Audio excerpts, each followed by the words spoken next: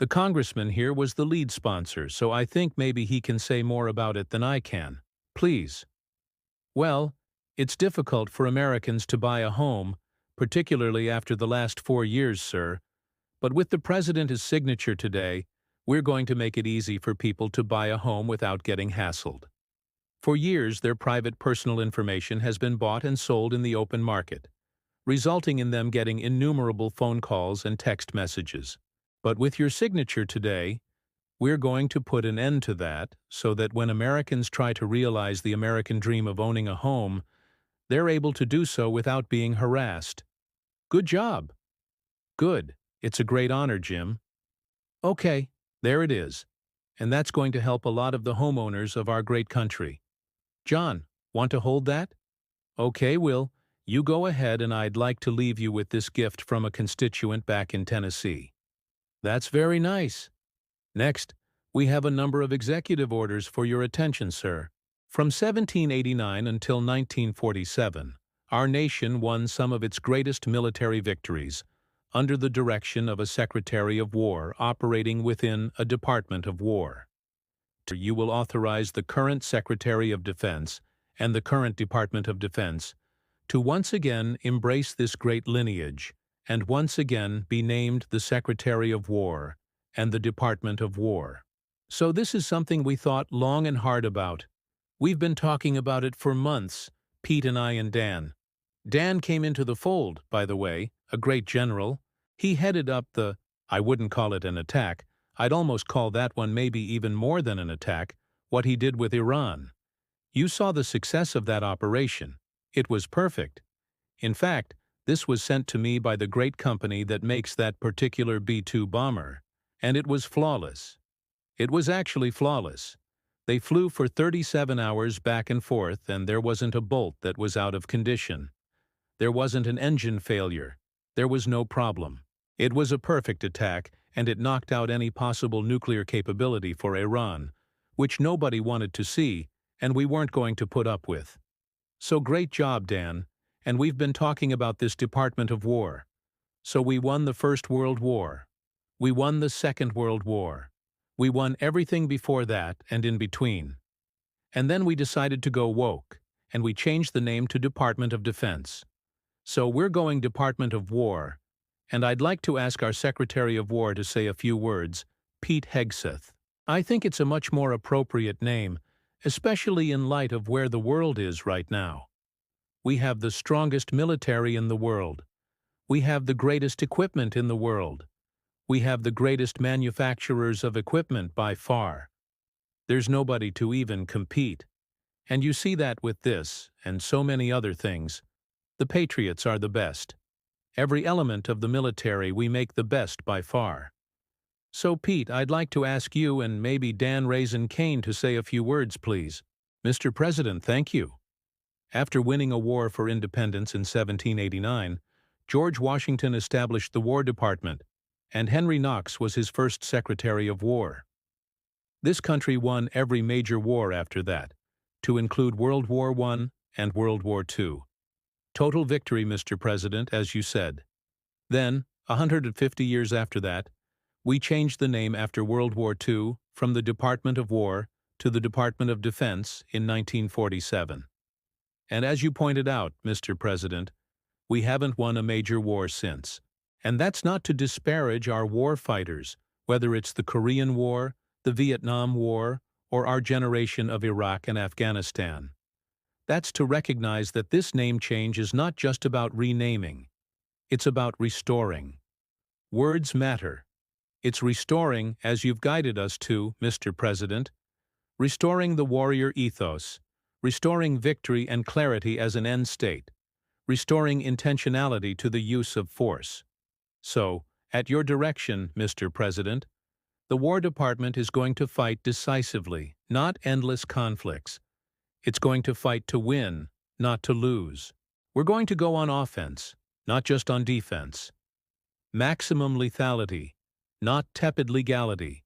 Violent effect, not politically correct. We're going to raise up warriors, not just defenders. So, this War Department, Mr. President, just like America, is back. Thank you for your leadership and your clarity. We're going to set the tone for this country. America first, peace through strength. Brought to you by the War Department. We're back. Thank you very much.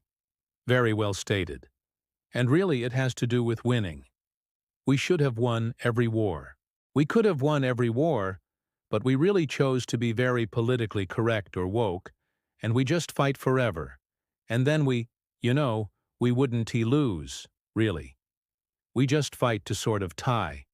We never wanted to win. Wars that every one of them we would have won easily with just a couple of little changes, or a couple of little edicts. I was told that ISIS would take 5 years to win. And Dan Kane, when I told him, how long would it take? He said, I think about 4 weeks, sir. I said, what do you mean 4 weeks? I was told 5 years by the people in Washington. You know who they were. 5 years. I said, you can't do it in 4 weeks.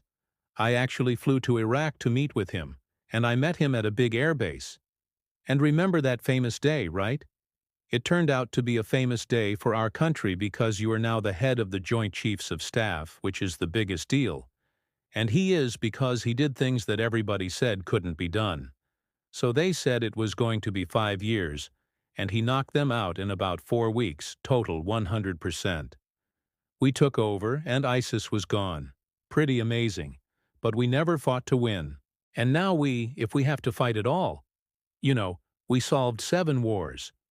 We have the one that I thought was going to be probably one of the easier ones, and that's with President Putin and Ukraine.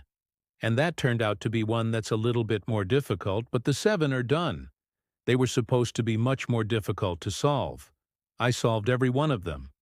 And we're going to get the other one done too. But it turned out to be a little bit more difficult than I thought. And it'll get done, or there'll be hell to pay. But because they're losing 6 to 7, it used to be 5, I used to tell you 5, now it's almost 7. I guess 7,113 people last week, young soldiers died, Russian and Ukrainian. Not American soldiers. But it's a shame. It's just, they're human lives. And I want to see it stop. But General Kane's done a fantastic job and again defeated ISIS, which they said would take a long time. And it didn't take a long time at all, and did other things that people said really couldn't happen. We have the greatest equipment in the world. We have the greatest soldiers in the world.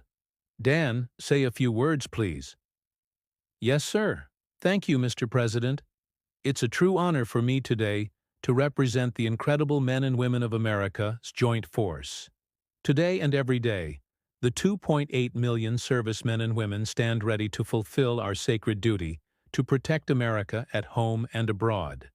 As the President said, America's military is the single most powerful fighting force in the world. The mission you and the Secretary have given us is clear and unambiguous, to deliver peace through overwhelming strength. And I remind everyone that the U.S. military can reach any adversary at the time and place of our choosing. Service to this nation is an incredible gift, and we're grateful and honored every day to do so. Thank you, Mr. President. Well, thank you. And it's an honor to sign this, and we will do that right now.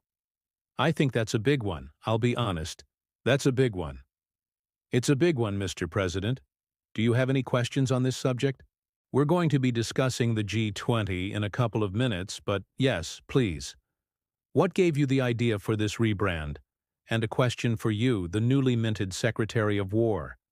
What message does this send to our enemies, to our allies, to the American people? And again, what gave you the idea for this rebrand at this moment? I think it sends a message of victory. I think it sends really a message of strength. We're very strong.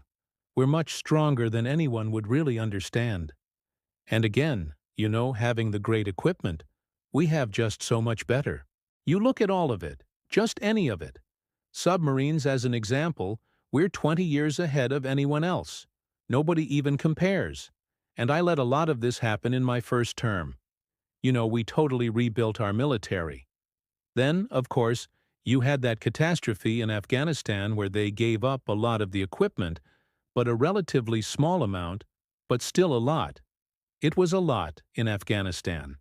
And I think it was in general I'd say, the most embarrassing day in the history of our country, the way that happened. The way they went to the wrong airport. They should have gone to Bagram, not the local little airport with no security, with tight quarters, etc. You know what happened. I think it was the most embarrassing moment in the history of our country. Frankly, that was under the Biden administration. That was terrible. And we were going to be leaving, but we were leaving with strength and dignity. We were going to keep Bagram, because Bagram's 1 hour away from where China makes its nuclear weapons. We were going to have that all to ourselves. A big, beautiful place built many years ago from money that today would be the equivalent of many, many billions of dollars. You couldn't build it. The longest runways, the most powerful runways in terms of load capacity,